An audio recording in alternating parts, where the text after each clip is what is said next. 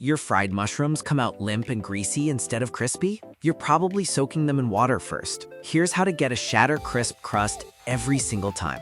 Step 1. Never rinse mushrooms under water. They act like sponges and turn mushy when fried. Instead, wipe each cap clean with a dry paper towel or soft brush.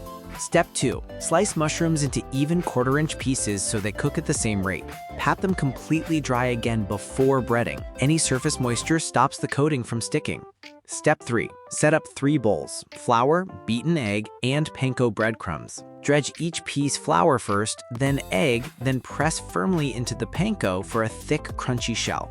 Step 4. Heat oil to 350 degrees Fahrenheit in a deep pan. Use a thermometer to check. Fry mushrooms in small batches for 2 to 3 minutes until deep golden brown. Crowding the pan drops the oil temperature and makes them greasy.